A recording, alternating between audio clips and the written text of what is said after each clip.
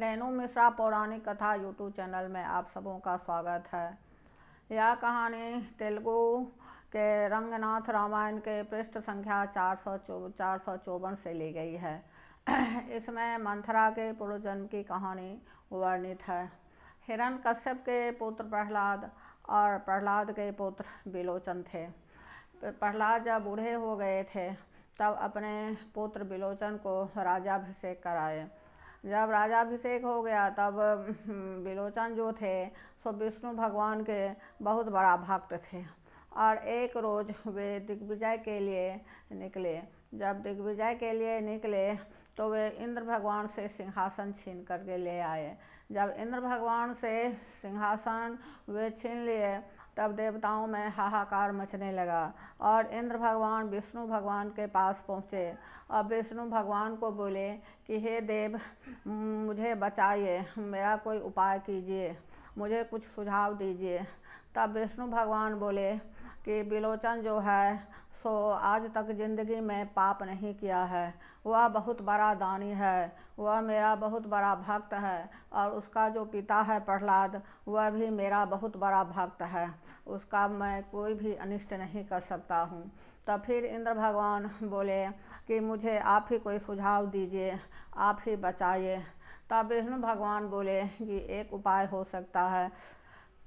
विलोचन जो है सो बहुत बड़ा दानी है, वह जो सवेरे उठता है तो नहा धो करके बिना दान किए वह अन्न जल ग्रहण नहीं करता है और अपने द्वार पर आए हुए कोई भी याचक को बिना दान दिए वह वापस नहीं करता है।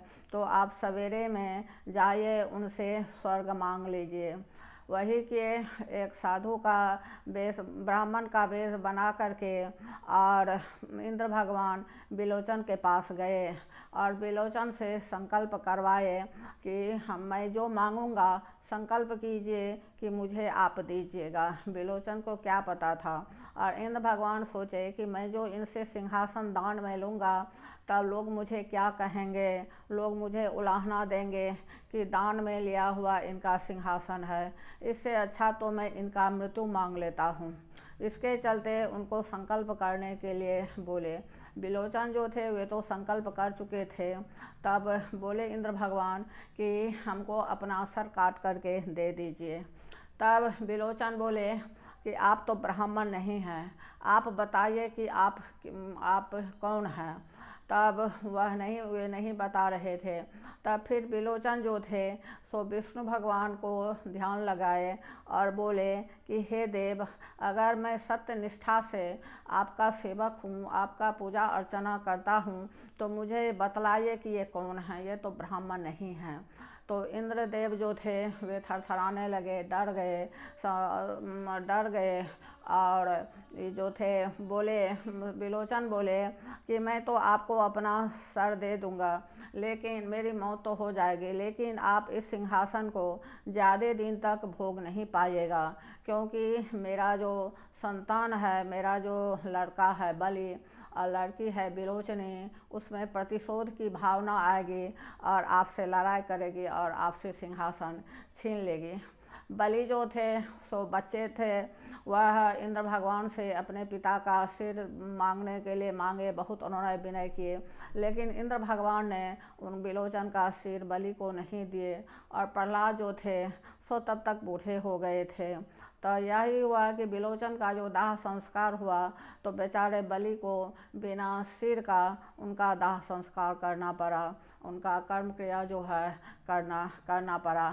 उसके बाद विलोचनी जो थी वह बहुत गुस्साई थी, बहुत फूट पड़ी थी और वह आ गई और स्वर्ग पर आक्रमण कर दी। स्वर्ग पर जब आक्रमण कर दी तब देवताओं में हाहाकार मच गया और नाग सब आया तो फिर देवताओं में हाहाकार मच गया। फिर सब देवता विष्णु भगवान से उन्नय विनय करने लगे।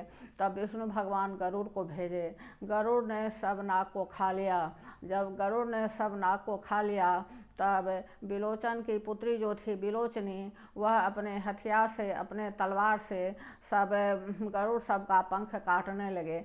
जब काटने लगी, पंख सब गरुड़ सब का काटने लगे, तब विष्णु भगवान बोले कि इसको छत छत कर दो।